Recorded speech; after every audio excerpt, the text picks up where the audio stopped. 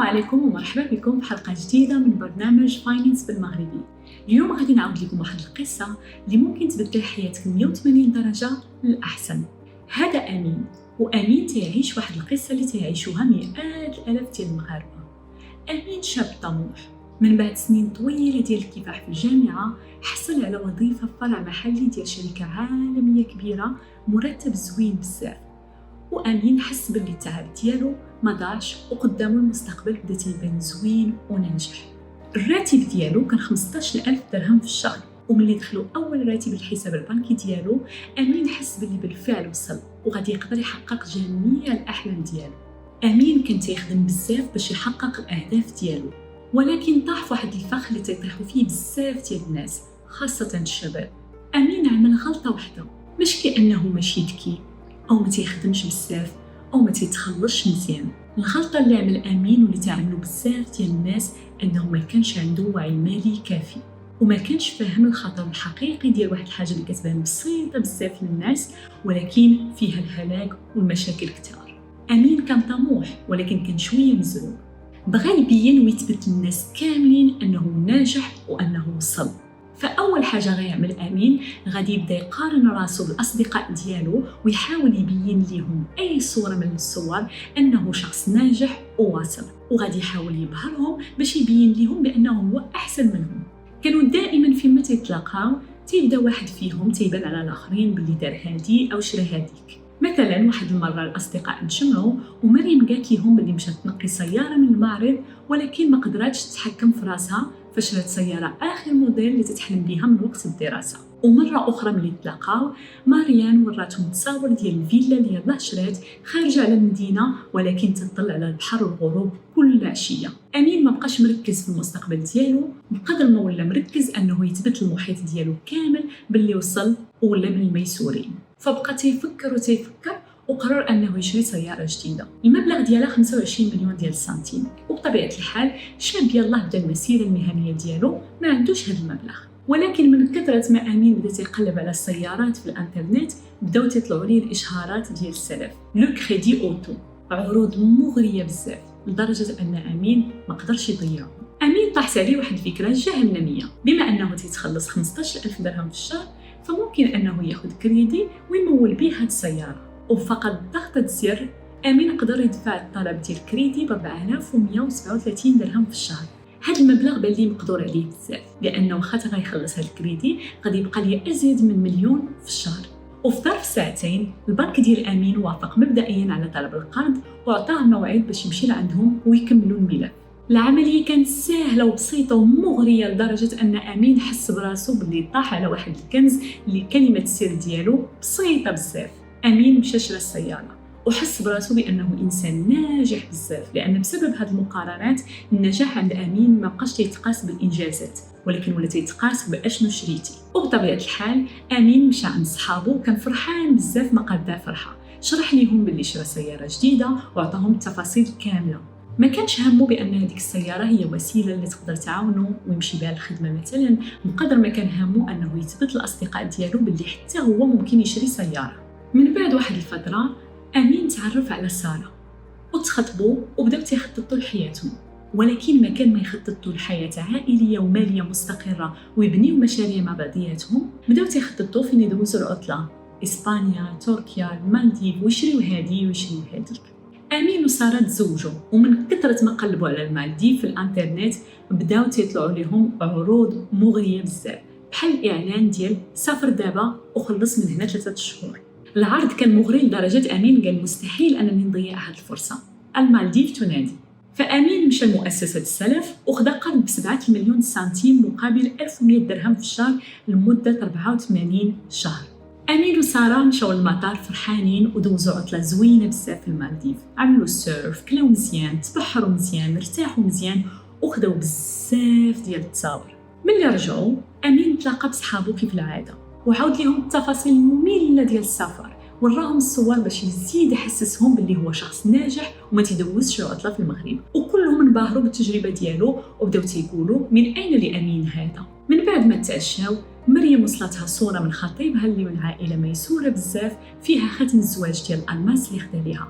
هذاك الخاتم كان ساوي 50 مليون سنتيم وكالعادة مريم كان خاصها تستغل الفرصة باش تبان عليهم.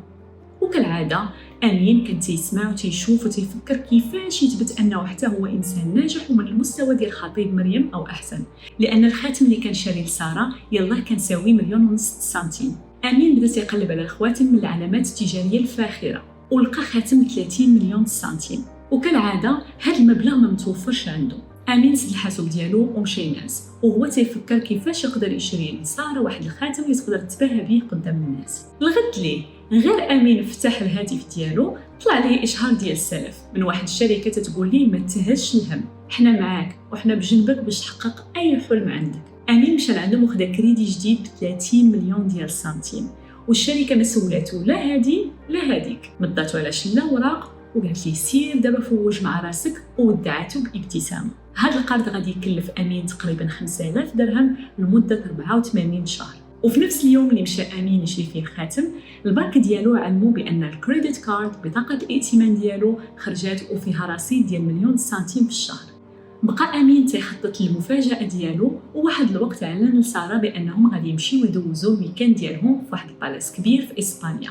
أمين ركب في السيارة دبليو اللي شرا ب 25 مليون سنتيم ومتأكد بلي المفاجأة ديالو غادي تعجب الزوجة ديالو بزاف، وباللي ماشي غادي يكون غير مرضي زوجته، غادي يثبت حتى مرة أخرى لأصحابه بأنه ولا من أصحاب الملايين. ركبوا في السيارة ومشوا لإسبانيا، وتما أمين هدى للزوجة ديالو الخاتم. سارة ما صدقاتش عينيها لدرجة أن تخربق عليها الحساب، ولا بالفعل تيبان لها بأنهم ميسورين الحال بزاف. بدات تحس باللي وصلوا ومن اليوم ما كاين غير حياة الأغنياء. أمين كانت عنده بطاقة ائتمان جديدة واكتشف واحد الزر سحري في تطبيق البنك، إلا ضغط عليه ممكن يرفع من رصيد البطاقة ل2 مليون. فهنا أمين وسارة قرروا أنهم يتبرعوا مزيان في إسبانيا وعملوا شوبينغ، مشتريات ديال الملابس، ساعة فاخرة وزيت. وملي رجعوا غير جا أمين الخدمة وصلوا واحد الإشعار من البنك أنهم ما قدروش يهزوا المبلغ ديال الكريدي الشهري ديال السيارة. هنا أمين بدا يحس بالستريس، خاصو 4000 درهم وما عندوش منين يجيبها. مشى عند صحابو كيف العادة، ولكن هاد المرة ماشي باش يبان عليهم، مشى باش يتسلف منهم. كلهم تصنتوا ليه ولكن حتى واحد ما قبل يعاونو. هنا أمين فهم بأن الصداقة ديالهم كانت مبنية فقط على الفوحان، وهما كانوا أصلا دائما شادين فيه النميمة في الوقت اللي هو كان تيكلف راسو باش يبهرهم. النهار اللي بعده ملي كان أمين خدام جاتو مكالمة، سارة وهي راكبة في السيارة اللي بالكريدي عملات حادثة ودخلت المستشفى. أمين مشى تيجري للمساحة، ولكن ما عندوش ريال واحد باش يقدر يخلي سارة في هذيك المساحة، لأنه من بعد سنة ديال الخدمة عمرو فكر يكون عنده صندوق ديال الطوارئ. هنا أمين ما بقاش تاخذ الكريدي غير من البنك ومن مؤسسات السلف، هنا بدا يتسلف من عند الناس وتعطي شيكات ضمانة. ملي رجع للدار لقى مجموعة ديال الرسائل تتسناه. الشركات بدات تتهددو أنها ترفع عليه دعوة إذا ما خلصهاش في أقرب وقت ممكن. هنا أمين درك بلي ما تيبقى ليه غير 5000 درهم من المرتب الشهري ديالو، وما بقات صراحة كافية في حتى شي حاجة. منين غادي يرجع هاد الفلوس والشيكات؟ أمين ما بقاش قادر ينعس في الليل من كثرة ما لاقيش حل للحالة ديالو، وأمين تيشكل بزاف ديال الناس في المجتمع ديالنا. هنا فين تيبدا الدمار المالي، مقررات صغيرة تدوز كيف اللعب. أمين كان عنده أهداف مالية بحال جميع الشباب، ولكن ما كانت عنده حتى رؤية مالية ولا تدبير مالي ولا استراتيجية مالية ولا حتى أي نوع من الوعي المالي. كل مرة هز فيها أمين كريدي من بنك أو من مؤسسة السلف كاين بزاف ديال الحوايج لأمين ما ردش ليهم البال. ما ردش البال أن السلف ديال السيارة غادي يبقى يرجع فيه لمدة ديال 7 سنين، وأن البنك ما عطاتوش هذاك الكريدي فابور. فأمين ما قراش ما بين السطور وما شافش بأنه على هذاك المبلغ ديال السيارة غادي يخلص 10 مليون زايدة غير ديال الفوائد الربوية. أمين ما كانش راد البال باللي كل مرة كان تيفكر يبهر فيها المحيط ديالو كانوا شركات السلف والبنوك شادين الصف وفاتحين ليه دراعهم وتيبيعوا ليه الأحلام ديالو بواحد المقابل اللي قاصح بزاف. وأهم حاجة أمين ما ردش ليها البال هي هذا النوع من السلف فيه فوائد ربوية محرمة وهي من الكبائر، وتوعد الله عز وجل بصاحبها أنه غادي يبعث ليه حرب من عنده. تخيلوا معايا أن الله سبحانه وتعالى تيخاطبنا مباشرة وتيتوعدنا بأن أي شخص مشى في الطريق ديالو الربا فغادي يتسنى حرب من عنده. وكاين ناس تتهز كريديات باش تبدا تبهر في عباد الله اللي ما غادي ينفعهم حتى شي حاجة من غير أنهم غادي ينمموا فيهم. الربا ما تحرمش غير هكذا، ولكن لأنه تيخرب حياة الناس كيف ما خرب حياة أمين. تيدخل مع الشخص بحال واحد السم بطيء، تيدخل معاه الفقر، الضغط النفسي، الهم. والهلاك. تتولي تحس براسك باللي انت عبد عند المؤسسات اللي مسلفاك الفلوس. والله عز وجل باغي لينا الكرامه، الطمأنينه والحريه، لان الله عز وجل ما خلقناش باش يعذبنا، ولكن حنا اللي تنعذبوا ريوسنا بالقرارات السيئه ديالنا. الله عز وجل ما حرم علينا شي حاجه حتى فيها مضره كبيره لينا، لان كل كريدي تتهزو باش تزيد في الرفاهيه ديالك هو فقط واحد الحبل اللي تتلفو على العنق ديالك وتبدا يخنقك بشوي بشوي. وعارفه بلي كاينين الناس غادي يقولوا لي بلي انت خبيره ماليه دوليه، اشنو داك تدوي في هذا الشيء؟ هذه المساله ما تندويوش عليها غير من الناحيه الدينيه، فمن قلب اكبر المراكز الماليه تنوصيو الناس انهم يبعدوا دائما على الديون، وتنأكدوا للناس أن الحرية المالية تتبدا ملي تكون حر من الديون. ولأنني خبيرة مالية عالمية فخدمت مع أثرياء وشفت كيفاش تيبعدوا على الديون وتيركزوا في الاستثمار، وشفت في نفس الوقت للأسف فقراء تيغرقوا في الديون وما عندهمش أدنى فكرة على الاستثمار. والفرق عمرو كان في الفلوس، الفرق كان في العقليات. ما يمكنش تحقق الحرية المالية وانت ما عندكش العقلية الصحيحة. وهذا الشيء علاش بديت منصة فاينانس بالمغربي، باش بناء على خبرة 15 سنة اللي اكتسبتها في أكبر مراكز الاستثمار في العالم نعطيكم استراتيجيات وأدوات وعقلية صحيحة باش يكون عندكم وعي مالي وتقدروا توصلوا للأحلام والأهداف المالية ديالكم. ومن غير أن القرآن الكريم وضع الربا بوضوح من الكبائر، والخبراء الماليين توصوا بالابتعاد عن الديون، فتلقاو حتى في الثقافة ديالنا في المغرب كاين أمثلة اللي تتأكد نفس الفكر. لبس قدك يواتيك وأشخاصك العريان خاتم مولاي. Why would you buy things you don't need with money you don't have to impress people you don't like؟ علاش تمشي تشري حوايج انت ما محتاجهمش بفلوس اللي ما عندكش باش تبهر الناس اللي أصلا ما تتحملهم ما تيحملوك؟ هذا أمين، وأمين ماشي بوحدو، أمين تيمثل مئات الآلاف ديال الأشخاص اللي تعملوا نفس الغلط. إلا كنتي غادي في نفس الطريق ديال أمين حبس دابا، انت وانتي ما محتاجينش هذيك السفرية ديال المالديف دابا، ولا محتاجين خاتم تيسوى ثمن شقة، ولا حتى هذيك الساعة. انت وانتي محتاجين الخطة. كونوا أذكى من الإشهارات، كونوا أقوى من الرغبات الزائفة، اختاروا الحرية ماشي المظاهر. بداو تسجلوا المصاريف ديالكم باش تكون عندكم رؤية واضحة.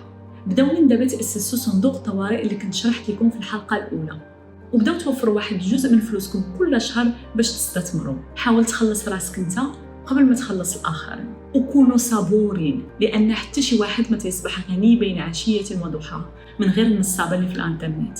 استثمروا وخططوا وخلوا هاد الفلوس اللي كتستثمروا هي اللي تحقق لكم الأحلام والأهداف المالية ديالكم، ماشي السلف والكريديات. هذه قصة أمين. أمين ما كانش فاهم خطورة الكريدي، ما كانش عنده وعي مالي باش يدرس كل خطوة ويدرس كل قرار قبل ما يشري شي حاجة. هذا أمين. ما تكونش بحال أمين، كن واعي ماليا.